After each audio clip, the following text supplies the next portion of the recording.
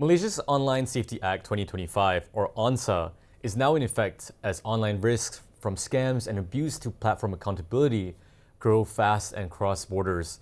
Looking at how other countries have tackled these challenges can help us make the digital space safer without slowing innovation. Joining us via Zoom is cybersecurity expert Professor Dr. SELVAKUMAR MANICKAM, Director of the Cybersecurity Research Center at Universiti Sains Malaysia, to share his insights on online safety, global lessons, and what ONSA means in practice. Thanks so much for being with us, Professor. Now, we know Malaysia has begun implementing the Online Safety Act 2025 at a time when online risks are growing rapidly and increasingly cross-border. From your perspective as a cybersecurity expert, what are the most significant online security risks, in your opinion, that Malaysia is dealing with today? Thanks, Jason, for having me.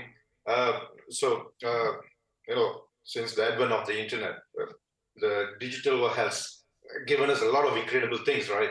Instant communication, endless information, and of course, the ability to argue with strangers at any hour of the day. It also has given rise to some very real and very serious risks. So that's why we are talking about safety, not security. Because when you talk about security, it's all about systems, technology, data, and so on. But when we talk about safety, it's what affects the people, us, in terms of our well-being, in terms of our financial status, our state of mind, and so on. So we have seen a lot of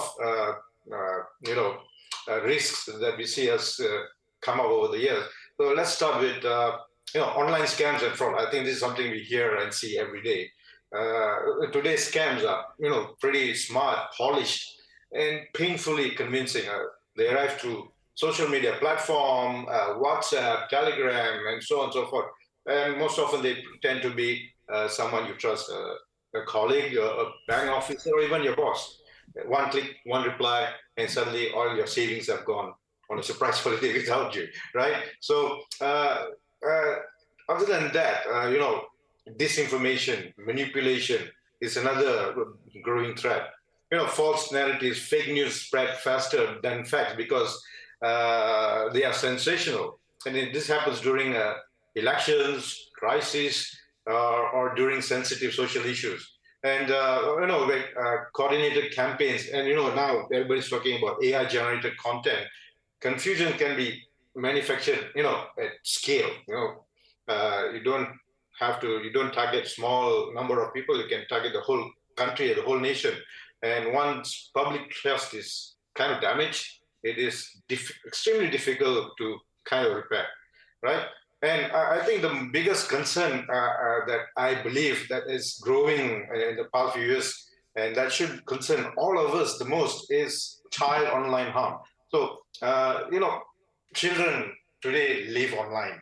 I've seen children get their first smartphone and they are 5 or 6 year old, right? So you cannot deny that they do this technology, right? The internet is their classroom, their playground, and their social circle. Sometimes they feel that without their smartphone and the internet, they do not have social life, they do not have friends. That's how things are. But we have to accept that. We cannot block them off from using this technology. No, but unlike physical playground, there are no gates, no closing hours, too few adults monitoring them. I think parents do not have time to supervise. So this has led to very serious issues like online grooming, sexual exploitation, material CSAM, exposure to harmful content, and these are pretty much driven. Yep. Professor, before, I do want to zoom in on the content moderation bit, but before that, you mentioned about online scams and as well as child sexual material. Now, we know that Malaysians have been really robbed of more than 300 million ringgit in online scams over the past few years. But the issue is that many of these problems operate cross-border and a lot of these data flows operate globally. Do you think the Online Safety Act is going to be able to stop these cross-border challenges? And how do you think the Act will be increasing our capacity of our government to face these challenges head on? Well, the thing is that ONSA is very important at the moment because, as you said, it is cross-border.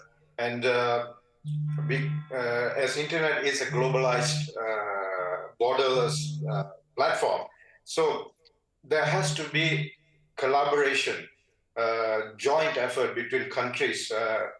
At least, we've been talking about collaboration for many years, and nothing has happened, uh, even in the past 10 years. So it is important that countries work together, carry out joint cyber drills. And recently with our chairmanship for the ASEAN in leadership, I think we also have come up with ASEAN cybersecurity strategy, where at least at regional level, is we collaborate and work together, and this will definitely enhance, because one of the biggest hurdle is data sharing. If at least at ASEAN level we can share data and collaborate, I think we can address many of the issues when it comes to scam and fraud in this region at least.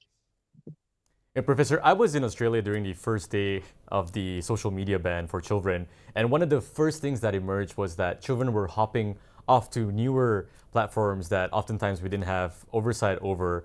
And obviously, we know now that several countries, like Australia, have already gone through the early stages of online safety regulation. Based on what is being experimented across different jurisdictions, what lessons do you think are important for Malaysia to take away, especially as we begin to implement online safety laws this year? All right. So I think there are a couple of things that we see that, from what we can learn from what has been implemented so far, is that uh, this has to be a concerted effort, not just by the government. It has to involve uh, civil society. It has to involve the parents. It has to involve teachers, and the fact that uh, this cannot be done at one shot. It has to be a phased approach where you try to address uh, at how should I say, at a layered approach. Try to kill the easy, low-hanging fruits first, and keep incrementing over time, so that this implementation of the act is really impactful. Otherwise, it is not going to happen. There's going to be a lot of pushback from the social media platform. There's going to be a lot of concern or worries by the users, especially in Malaysia. So there has to be a phased approach. There has to be, how should I say, a real categorize different social media platform based on their impact. If you have a smaller uh, presence in Malaysia, for example, X, then you have put them in category one and have a lower requirement in terms of obligation that they need to comply. So it has to be done in phases over time so that it can be implemented successfully and monitored over time. Well, I wanted to also speak on, you mentioned civil society, and many concerns that we've heard from civil society is also this delicate balance between regulation and freedom of speech. Now, this is a question that we've been grappling with even since the beginning of technology and the free press, and now we're having the same conversation as we approach this question of regulating platforms. Prof, I want to know, what do you think, based on the information we have today, how should we balance online safety with innovation, freedom of expression, and public trust, especially given a time where public trust is quite low? For example, we recently had the issue with Grok and the images, explicit images that were being produced, and there was clearly a backlash from the public there. Do we balance that, especially given that online freedom of speech is also a concern of civil society in this delicate policy conversation? Yeah, I think when it comes to areas like online safety, we need to keep a few key principles in mind. First of all, is transparency, right?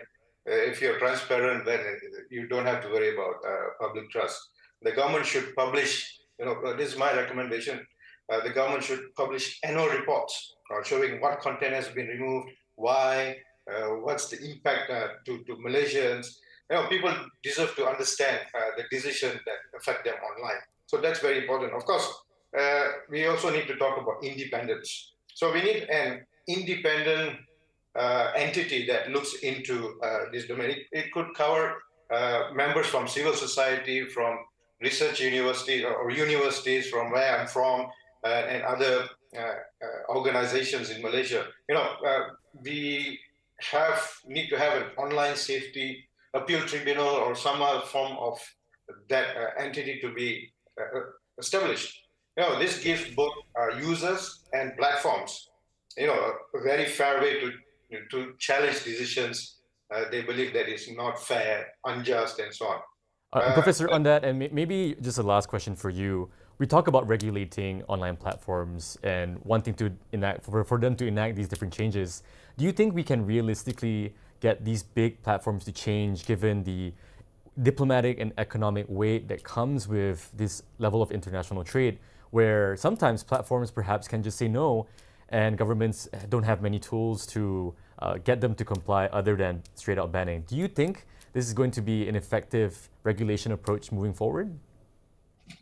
Uh, um, well, the thing is that what we're trying now is to have a shared duty, right? We're trying to work. So Malaysia is a bit more pragmatic that we are trying to work with the social media platforms. We are, ONSA Act has been in effect since 1st January 2026, but we are not punishing the social media platform as of now. Why? We want to work with them. So we are coming up with a sandbox approach. We want to look at what would be a win-win situation in ensuring that Malaysians are protected. At the same time, we also want the social media platform to be able to comply and continue providing service. But as you rightly put, their primary goal is business, right? There's business reason why algorithms are very engaging on sensational stuff, content where there's a lot of likes and so on. So I think only time will tell whether social media platform will be able to comply and make All right. sure it's a safe platform for us. If Got it. no, I believe it's going to be a complete ban. That would be the only way. Thanks, Professor. I mean, it really isn't a silver bullet. I mean, Malaysia, like many other countries, is navigating how do we do this well and how do we do this effectively. That's all the time we have for today. Thank you so much, Professor, for your insights. That was Professor Dr. Selvakumar Manickam, Director of Cybersecurity Research Center at Universiti Sains Malaysia.